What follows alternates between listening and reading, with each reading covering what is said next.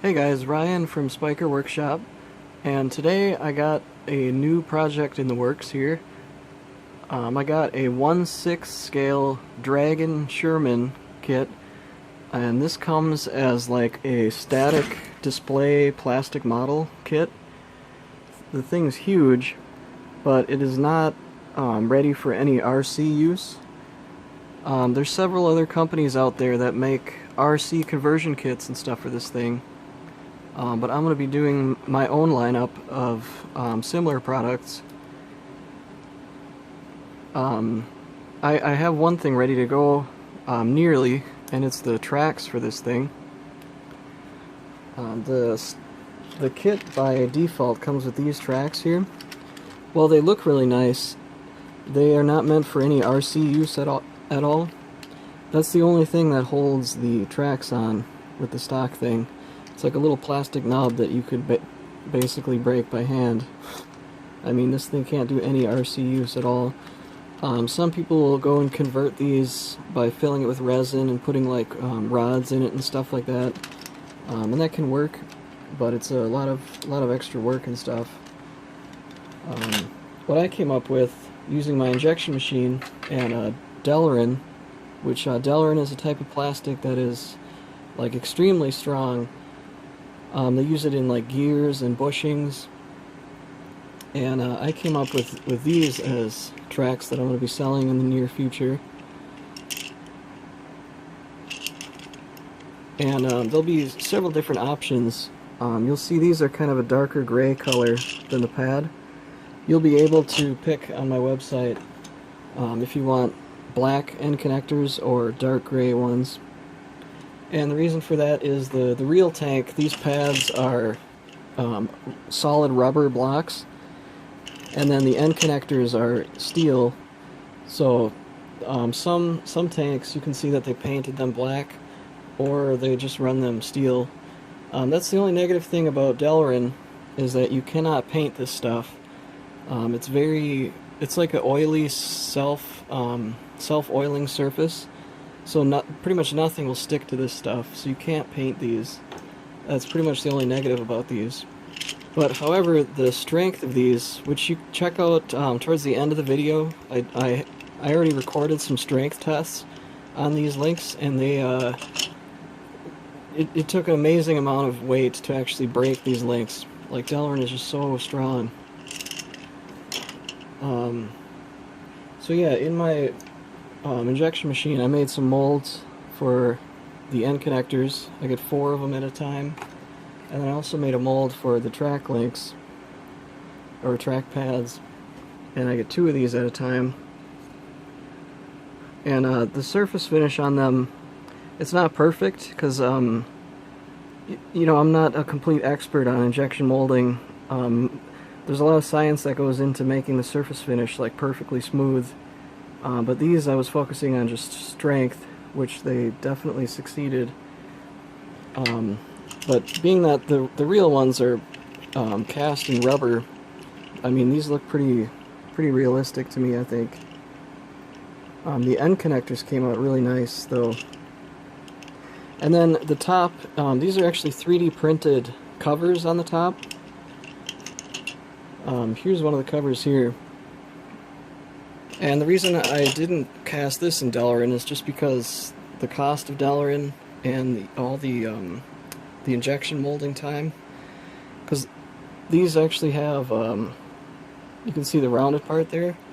When you, or here's the inside of this here. When you use the screws to connect the end connectors on, that same screw thread is what goes through here and then keeps that in place from falling out. You can see these ones are like locked in place. They're really solid, like they're never gonna fall out. And yeah, they don't make any like creaky sounds or anything when you put pressure on them, like when the wheels will roll over them. It's really solid once it's connected. And yeah, the actual screws that these use, I can't say for certain if I'm going to stick with these forever, just because they're actually really expensive screws, and they might be hard to get a hold of later. At the time of making these, I ordered from McMaster Car. They only had like 20 of these in stock, so I don't know if they were just waiting for a shipment or if this is like a rare screw, but hopefully not. But if it is, there's tons of other options I could use. I just like these because they looked the most realistic. Like you can see the button heads. They use a very small 1/16 hex driver bit, and I was using actually a hex adapter with my compact drill, and I've screwed in quite a few more than what I have on camera here. I took some of them apart just to examine them for errors and stuff, and this bit is still holding up. So it's hard to say how long the hex will last, but in kits that you order from me, I'm going to include at least 2 of these in your kit. They're really cheap though, so you could get them, you could order them pretty much anywhere. But in total, it's like 680 screws that you have to screw in for the whole kit. I'll also be selling these in ready-to-run form too on my site, so you can order them already assembled from me. I'm still not sure of the prices for everything yet though, but I'll have links in the video description down below once I figure that out. Let's see. I also didn't design it yet, but I'm going to make some sort of 3D printed jig to try and help with assembly. Like something that you can lay all the components in and just run the screwdriver down a line. I'm still working on that though. Over here I do have a 3D printed jig that is used to drill out the end connectors, because I forgot to mention that when you take these end connectors out of the mold, I wasn't able to get the correct hole size to cast. I had a lot of issues with just, making these parts release from the mold, so I had to take the holes and taper them, and then that ended up making the hole too small in the cast part, so you have to drill them out with an 1/8 inch drill bit, and I made this jig for it. And also, if you order even a kit from me, all these will come off the sprue. You won't have to take these off, because I'm actually saving the sprues to remelt, because you can mix Delrin back in when you cast more in the future. But this jig will come with a kit if you order from me, and you put these in here, and then what it does is it makes it so when you drill through, that you're actually drilling through 2 holes at the same time. Oops.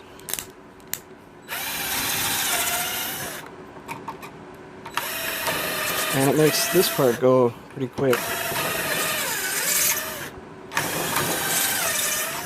So you can do 10 of them at a time.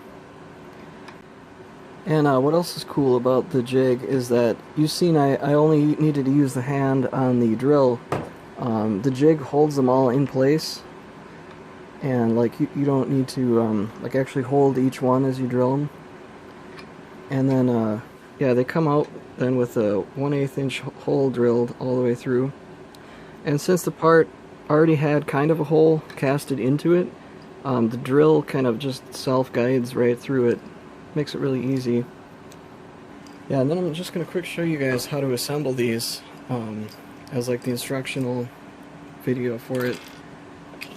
So after you got the end connectors all drilled out, like I just showed you,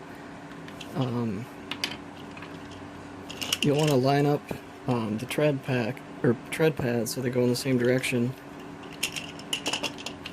and then take one of the printed covers, and then 2 of the screws. And I highly recommend this drill. This isn't really like an advertisement, but I've used the large drills in the past, and when you put the torque setting really low for something like this that has such a small hex, you really need a tool that won't over torque the bit. And these I find like around 3 or 4, this specific model of drill, the DCF 610 from DeWalt, I haven't been like ripping through the hex and like rounding them all out, because it is a really tiny hex on these things. 2 of these will come with your kit, and then also 2 normal angled hex wrenches will come with your kit also. But yeah, so I find the easiest way to start these is preload it on the drill like this. And then, one second, I gotta lower the camera a little.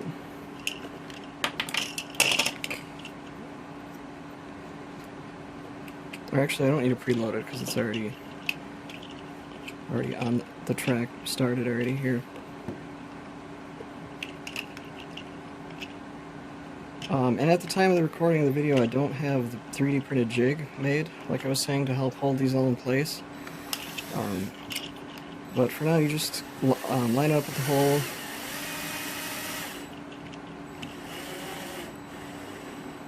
And then you can go down until the drill chuck engages, or you can just look and eyeball it, because you need to have a gap in between.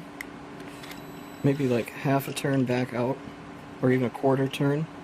You'll have to play around with what kind of tension you like on the link, you know. Like that's a little too tight, I think.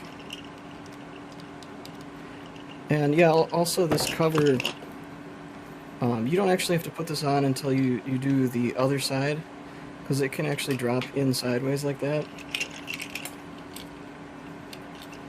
Here, let me put on the other one.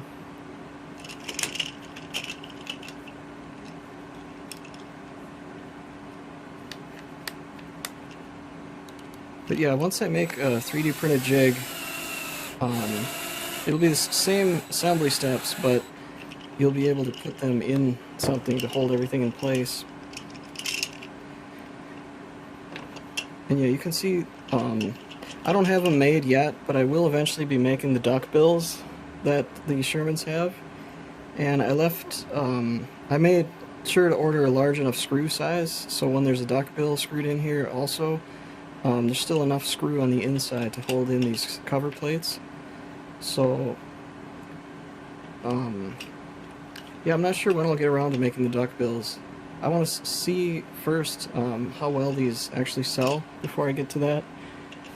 So for now, I'm just going to be offering the basic tracks with the same connector on each side. But yeah, let me show you a couple more here. So when you're doing the last 2 screws in the track, you'll want to make sure that the printed pad is on the top. And then just screw them in. I go pretty slow when I get to the end, just to try and be nice on the hex bit. And sometimes I'll back them off without using the drill, just by hand spinning it.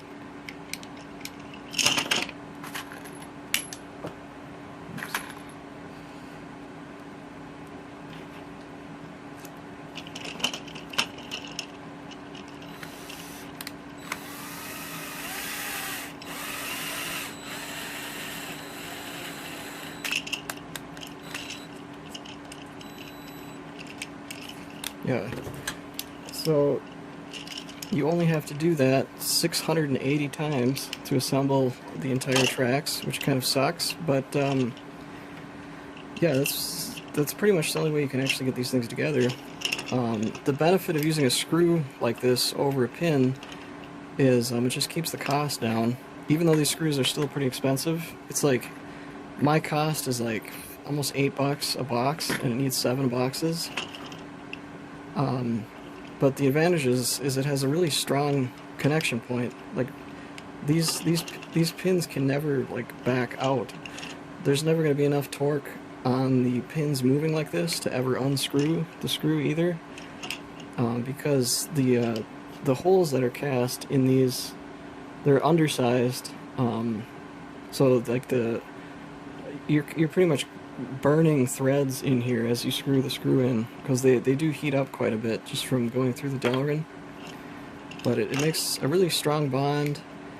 And these specific ones, they're actually stainless steel black oxide, so these should not rust. But you'll have to just make sure to read the product description if I ever change the screw or I might make options for cheaper screws, because stainless steel, just the like metal colored finish, is a lot cheaper. So I might go with those someday. I'm not really sure. But yeah, that's that pretty much covers the whole track part of this. Here's kind of a sheet that these are my planned other upgrades for this kit. I'm going to be making a whole suspension upgrade. It'll use most of the stock components and add nice suspension with bushings, and some of the parts will be replaced by 3D printed stuff. The wheels will have bushings in them in a kit, and the drivetrain that I have planned, these are the stock sprockets that come with this tank. For some reason, I've seen it on other posts too, but from the factory, it's like the wrong size. Like, you have to enlarge it by like some small amount. Or I should show you the actual teeth fit on the sprocket also here. They mesh up perfectly on these things.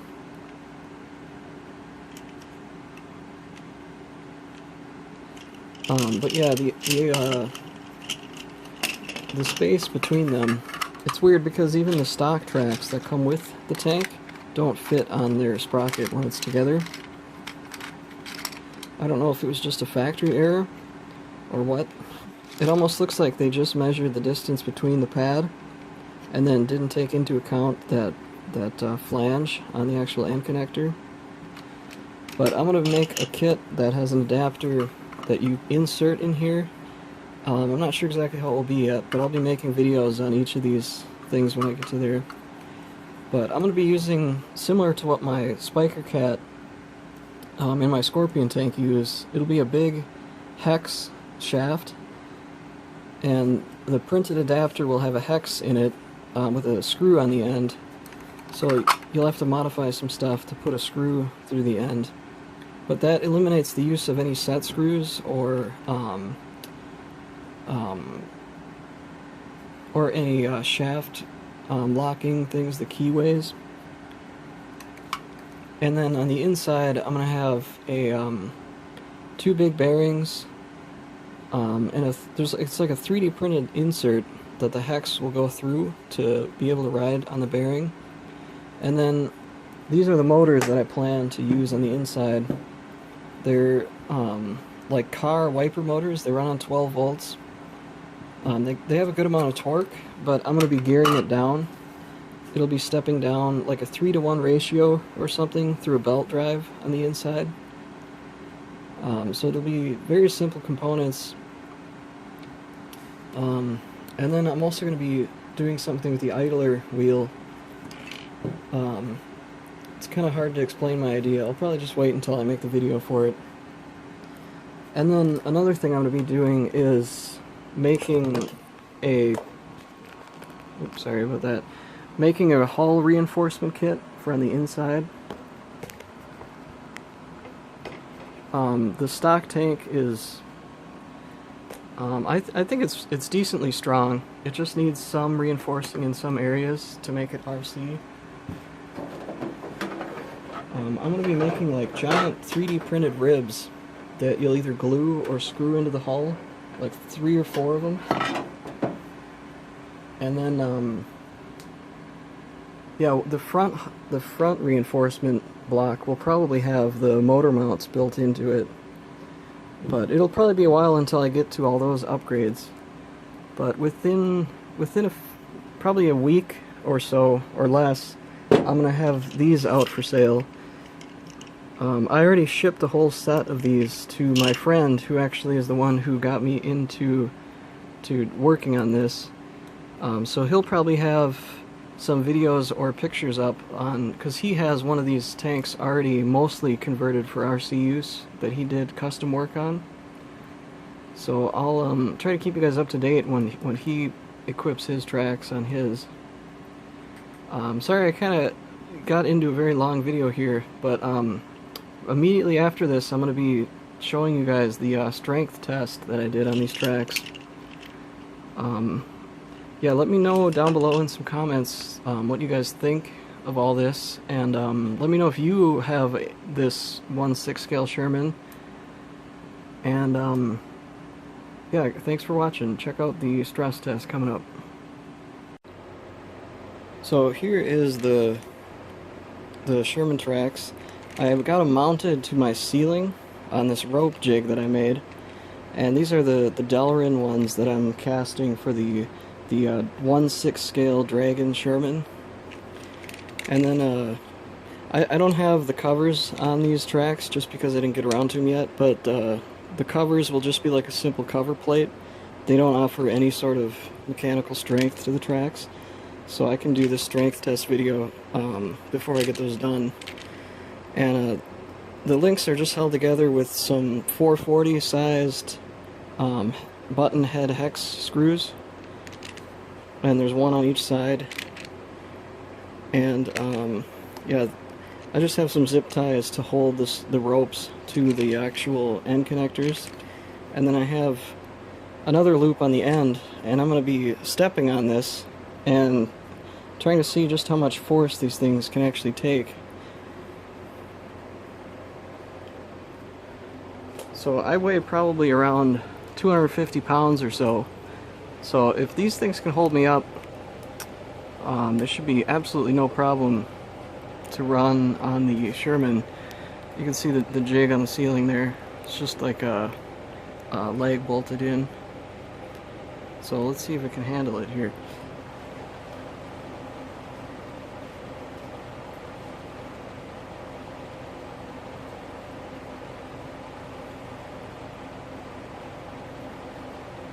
Oh yeah, absolutely no problem holding up. Even if I tried jumping on these things, like there's no give in them at all. These things are just so strong. It's kind of insane, actually. You can see up close. Yeah, absolutely nothing happened from that. Still really nice and flexible. The only thing that actually happened was on the very ends where there was all this extra strain from the rope. The screws bent a little bit, but that didn't happen anywhere else because, you know, it's connected to a track on each end. And yeah, you can see they're not like secretly held together with some wire or something like that, you know. The only thing holding it together is the Delrin itself. So yeah, I'm gonna bring my brother out here and try to see if these can hold both of us up. Let's just see what can actually break these things.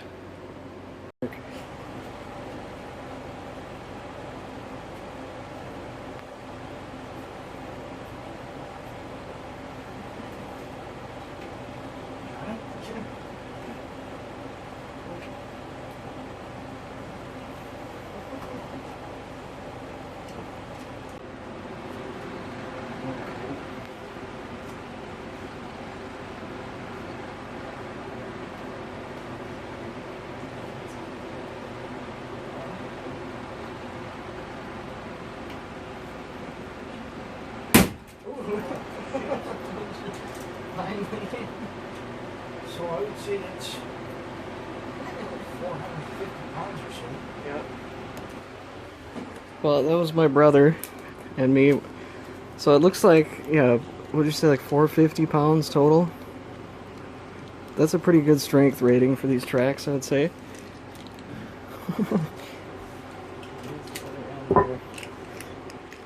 I can't imagine a tank ever putting that much force on these tracks, so I'd say that's a pretty damn good test for them.